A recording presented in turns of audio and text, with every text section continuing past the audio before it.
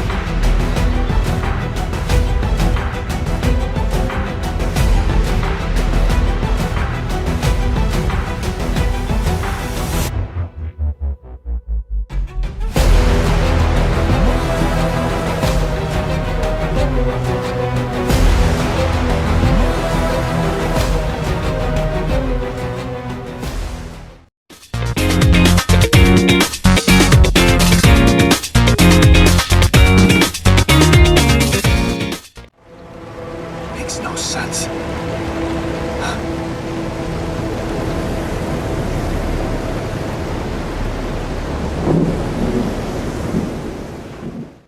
The Alters places us in the role of a simple crew member aboard a spaceship named Jandolski. Early in the game, our ship experiences a failed landing on a lifeless, unknown planet, resulting in the deaths of all the crew members, from the captain to each scientist, except for Jandolski.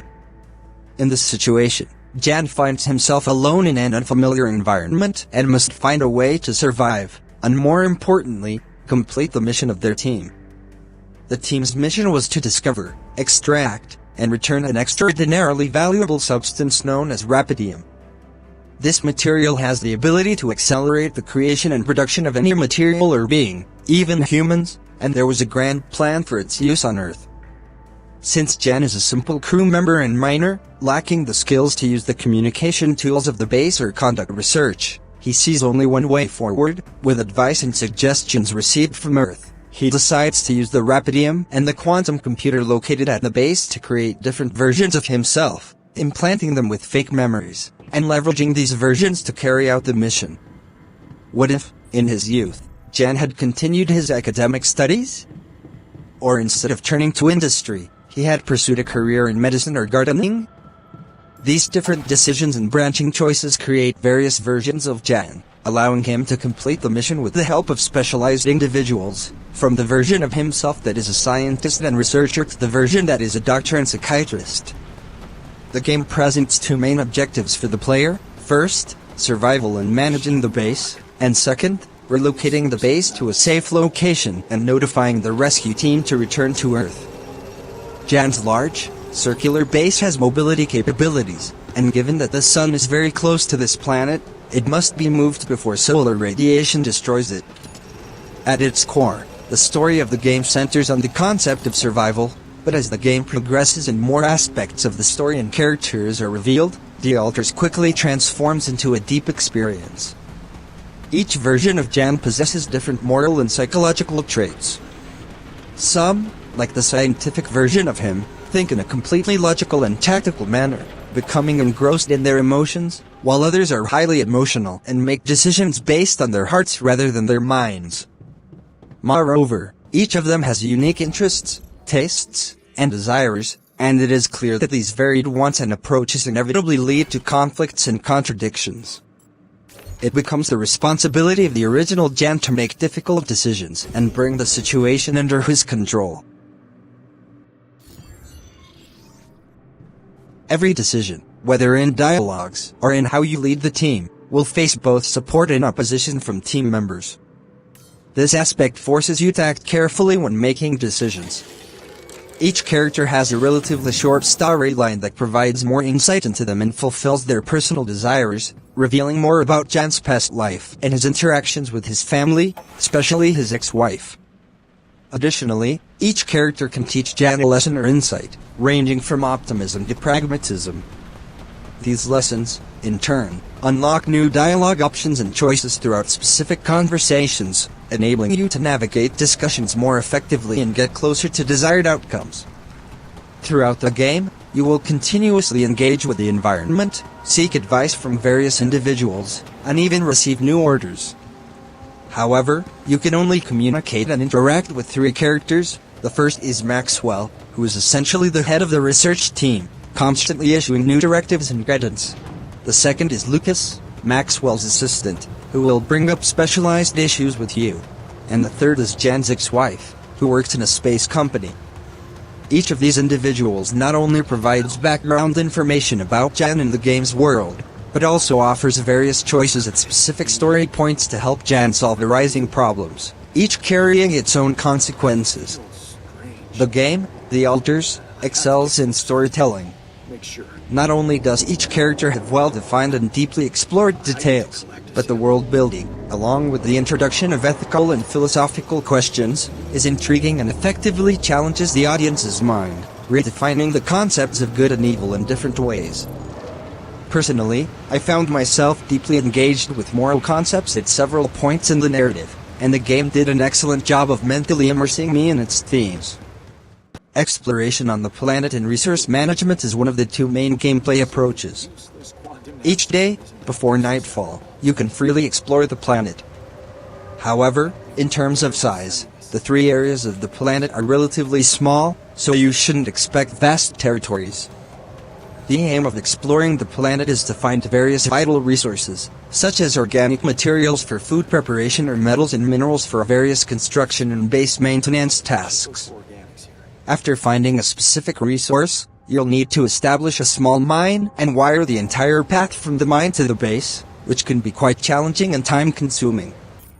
Additionally, finding Rapidium is crucial as it is essential for crafting various items.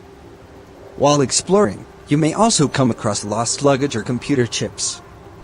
The chips are used to upgrade the quantum computer, while Jan's personal luggage contains items like clothing, films, and various belongings. These items can be given to each of the altars to improve their morale and deepen their relationship with you. Moreover, you can watch various films with all the altars, fostering a deeper bond with them.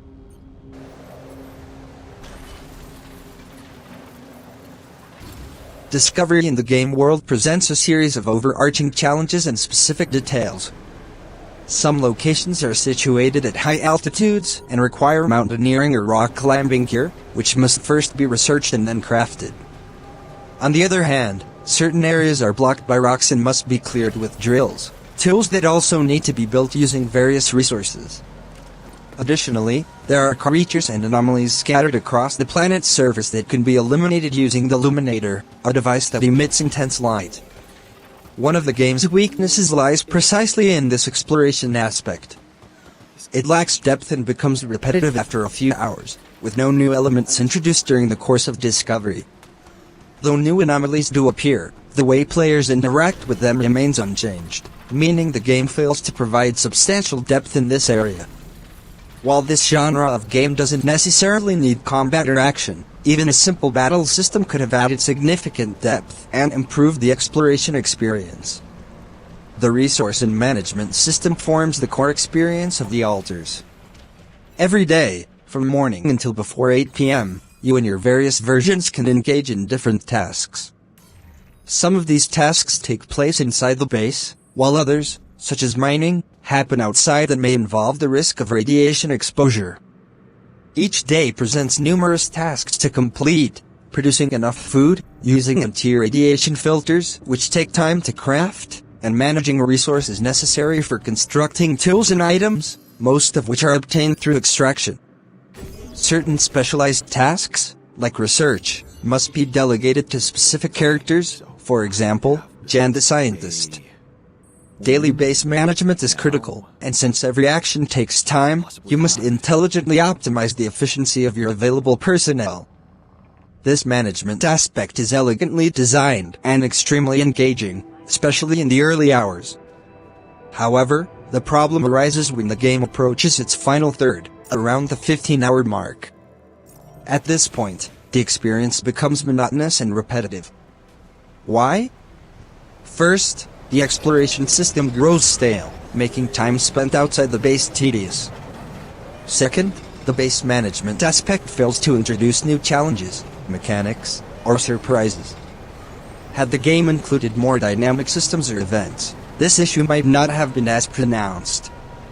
That said, the narrative suspense still provides enough motivation to see the game through to the end, though the final hours may feel like a slog. Artistically, the game performs admirably, featuring some truly cinematic and captivating moments.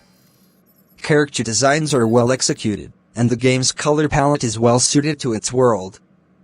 That said, it suffers from a handful of technical and graphical issues, including occasional frame rate drops when entering or exiting the base, rare instances of getting stuck on objects, and similar minor glitches. It's worth noting that the voice acting for Jan and the alters is excellent, effectively conveying emotions and narrative depth. 3.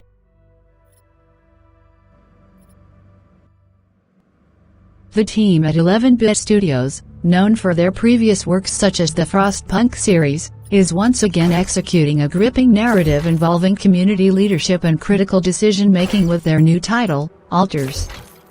As in the past, they excel in crafting a story filled with narrative twists, ethical dilemmas, and intricate plot developments. The character of John and his interactions with his biological clones form the heart of the story and the gameplay experience. Each clone has a rich backstory, representing different decisions John made at various points in his life, leading to absolute events that transformed them into distinct individuals. The conversations between John and his different selves provoke deep questions about the various choices he made, the diverse outcomes that arose, and the events that impacted him and his loved ones across different timelines, creating profoundly moving moments.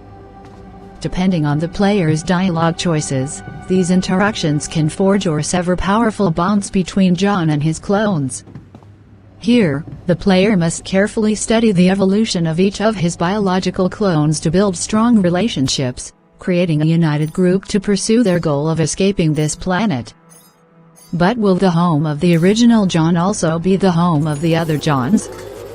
These questions are just a fraction of the ideological challenges between John and his biological copies.